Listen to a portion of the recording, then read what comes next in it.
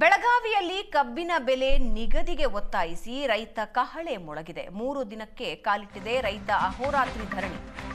ಮೂಡಲಗಿ ತಾಲೂಕಿನ ಗುರ್ಲಾಪುರ ಕ್ರಾಸ್ನಲ್ಲಿ ಪ್ರತಿಭಟನೆ ನಡೆಸ್ತಾ ಇದ್ದಾರೆ. ಪ್ರತಿ ಟನ್ ಕಬ್ಬಿಗೆ 3500 ರೂಪಾಯಿ ನಿಗದಿ ಮಾಡಿ ಅಂತ ಅನ್ನದಾತ ಒತ್ತಾಯಿಸ್ತಾ ಇದ್ದಾನೆ.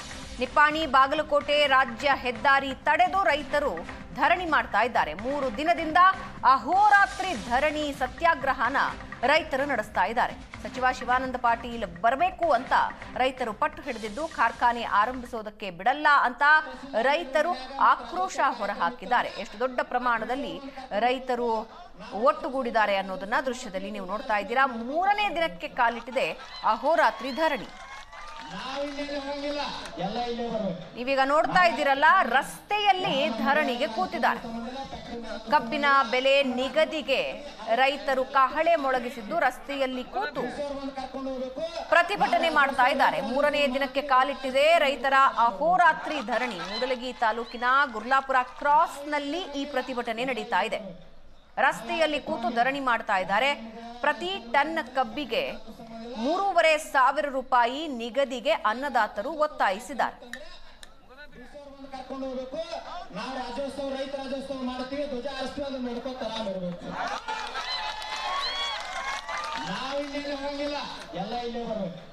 ನಾವ್ ಯಾರಕ್ಕೆ ಹೋಗಂಗಿಲ್ಲ. ಯಾವ ನಮ್ಗ ರಾಜಕಾರಣ ಸಂಬಂಧ ಇಲ್ಲ, ಫ್ಯಾಕ್ಟರಿ ಸಂಬಂಧ ಇಲ್ಲ. ನಮ್ಮ ರಾಜ್ಯ ಐತಿ, ಅದಕ್ಕೆ ಈ ಬಗ್ಗೆ ಇನ್ನಷ್ಟು ಡೀಟೇಲ್ಸ್ ಹಂಚಿಕೊಡ್ತಾರೆ ನಮ್ಮ ಪ್ರತಿನಿಧಿ ಮುಷ್ತಾಕ್. ದೊಡ್ಡ ಪ್ರಮಾಣದಲ್ಲಿ ರೈತರು ಕಹಳೆ ಮೊಳಗಿಸಿದ್ದಾರೆ. ರಸ್ತೆಯಲ್ಲಿ ಕ್ರಾಸ್ನಲ್ಲಿ ಕೂತು ಪ್ರತಿಭಟನೆ ಮಾಡ್ತಾ ಇದ್ದಾರೆ. ಸಚಿವರು ಸ್ಥಳಕ್ಕೆ ಬರಬೇಕು ಅಂತ ಆಗ್ರಹಿಸ್ತಾ ಇದ್ದಾರೆ. ಸೊ ಏನೇನು ಬೇಡಿಕೆಗಳನ್ನ ಸರ್ಕಾರದ ಮುಂದಿಡ್ತಿದ್ದಾರೆ? ಮೌನ ಏನಂದ್ರೆ ಕಳೆದ 2 ದಿನಗಳಿಂದ ಬೆಳಗಾವಿ ಜಿಲ್ಲೆಯ ಗೋಕಾಕ್ ತಾಲೂಕಿನ ಗುರ್ಲಾಪುರ ಕ್ರಾಸ್ ಬಳಿ ರೈತರು ಅತಿ ದೊಡ್ಡ ಪ್ರಮಾಣದಲ್ಲಿ ಪ್ರತಿಭಟನೆ ಮಾಡ್ತಾ ಇದ್ದಾರೆ. ಯಾಕೆಂದ್ರೆ ಪ್ರಮುಖವಾಗಿ ಬೇಡಿಕೆ ಅಂದ್ರೆ ನಾವು ಕಬ್ಬಿನ ಬರ್ಬೇಕಾದಂತ ಬೆಲೆ ನಮ್ಗೆ ಸರಿಯಾಗಿ ಸಿಗ್ತಾ ಇಲ್ಲ. ಆ ಕಾರಣಕ್ಕೆ ಪ್ರತಿಭಟನೆ ಮಾಡ್ತಾ ಇದ್ರೆ ನಮಗೆ ನಿಗದಿ ದರ ಇನ್ನೂವರೆಗೆ ಕೊಟ್ಟೇ ಇಲ್ಲ. ಈ ದರ ಕೊಡುವವರೆಗೆ ನಾವು ಇಲ್ಲಿಂದ ಹೊರಡಲ್ಲ. ಕಳೆದ 2 ದಿನಗಳಲ್ಲಿ 3 ಬಾರಿ ಜಿಲ್ಲಾಧಿಕಾರಿ ಜೊತೆ ಕಬ್ಬು ಬೆಳೆಗಾರ ಅಧಿಕಾರಿಗಳ ಸಭೆ ಒಂದು ಆಗಿದೆ. ಆದ್ರೆ ಅಧಿಕಾರಿ ವಿಫಲವಾಗಿದೆ. ಆ ಕಾರಣಕ್ಕೆ ಇವರಲ್ಲಿ ಒಂದು ಆಕ್ರೋಶ ಇದೆ. ಸಚಿವರು ಸ್ವತಃ ಇಲ್ಲಿ ಬಂದು ನಮ್ಮ ಸಮಸ್ಯೆ ಬಗೆಹರಿಸಬೇಕು. ತದನಂತರ ನಾವು ಇಲ್ಲಿಂದ ಪ್ರತಿಭಟನೆ ಹಿಂದಕ್ಕೆ ಇಲ್ಲವಾದ್ರೆ ಇದಕ್ಕೆ ಯಾವುದೇ ಕಾರಣಕ್ಕೆ ನಾವು ಪ್ರತಿಭಟನೆ ಹಿಂದಕ್ಕೆ ತಗಲ್ಲ. ಈ ಕಾರಣಕ್ಕೆ ಈ ರೀತಿ ಪ್ರತಿಭಟನೆ ಆಗಿದೆ ಅಂತ ಹೇಳ್ಬೋದು. ಓಕೆ, ಇದಕ್ಕೂ ಮುಂಚೆ ಅಂದ್ರೆ ಈಗ ಎಷ್ಟಿದೆ ಬೆಂಬಲ ಬೆಲೆ ಸರ್ಕಾರದಿಂದ?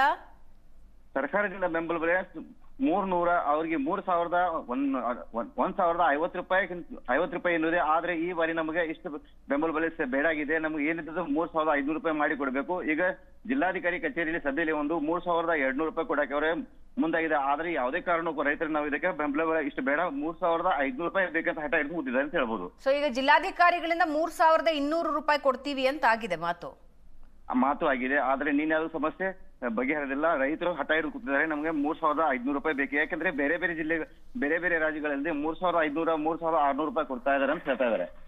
ಎಸ್, ಧನ್ಯವಾದ ಮುಷ್ತಾಕ್.